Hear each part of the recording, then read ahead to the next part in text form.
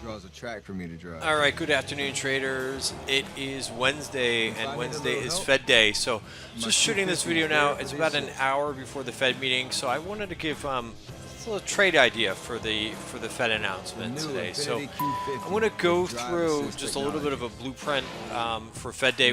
What the traditional moves are. Let's see if it actually plays out this way.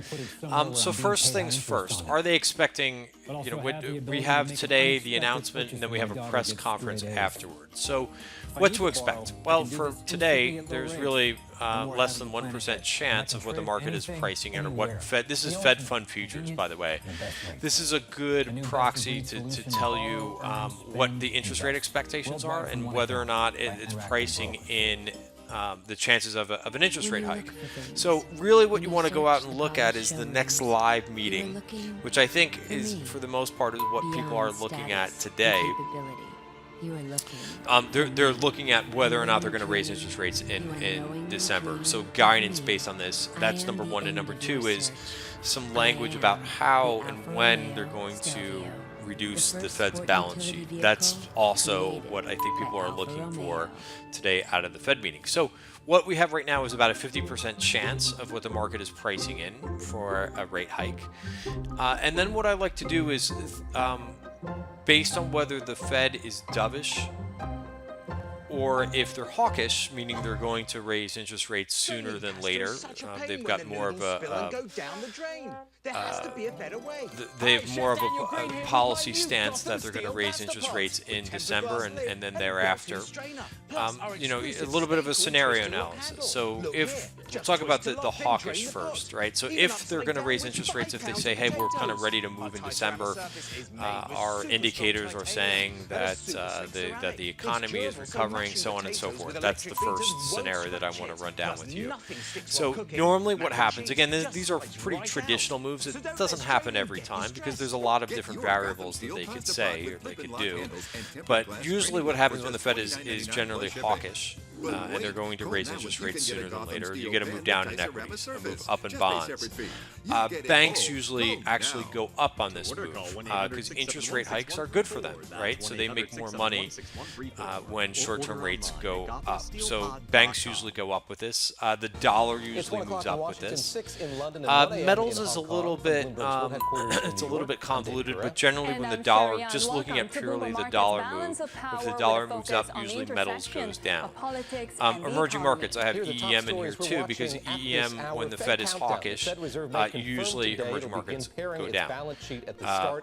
On the other hand, if they're dovish, if they're more of like a wait-and-see approach, like if they talk about the hurricane and its impact on the, I'm just kind of throwing out different things that they may say. If they say something or reasons why they would be dovish, maybe if they say that the impact in the hurricane is more severe and they're not crazy about raising interest rates, if it's more of a wait-and-see approach, you could see equities catch a bid.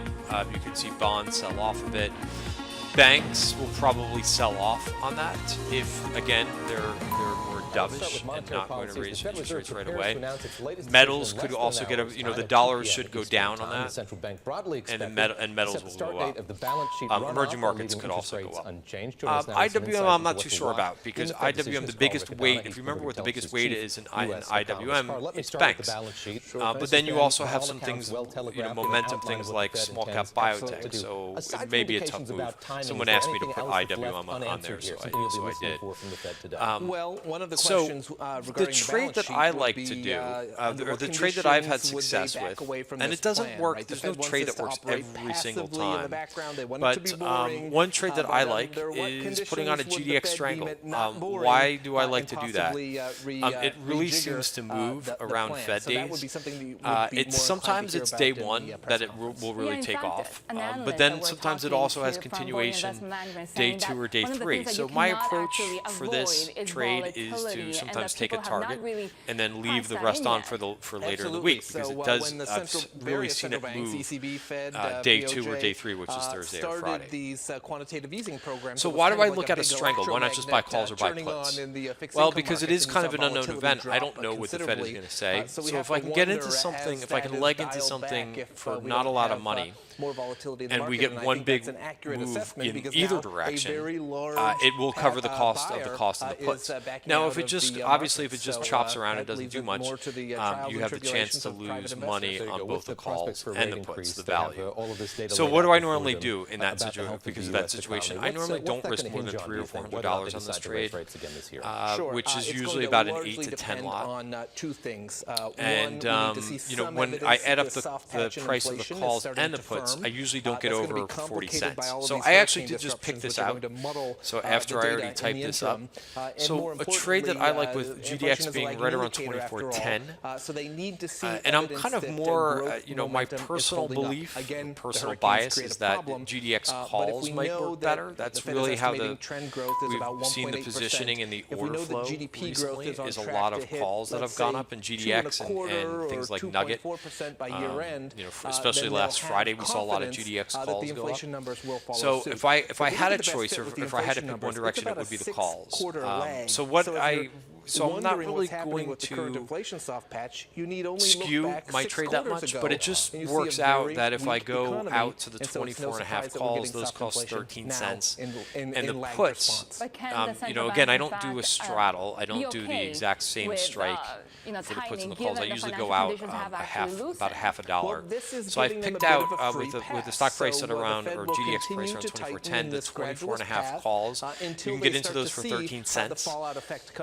And the puts cost a little bit less. So right there, I bought just a 10 lot to start. Maybe I might do a little bit more than that, considering this will only be a cost of about $250. Obviously, we have a very tight labor market at this point. But it's already skewed, considering that the price is closer to the strike of the call. So that's my Fed trade. So I have to be comfortable whenever you do weeklies. Let me just say, you know, this video is first of all for informational purposes only. I'm not giving advice or anything like that.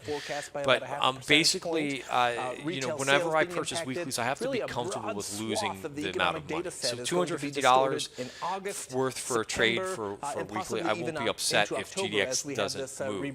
But I've had really good results with this trade in the past, so that's why I'm doing it. So again, that's my trade, GDX Strangle. I'm buying the 24.5 calls, and I'm buying also the 23.5 puts.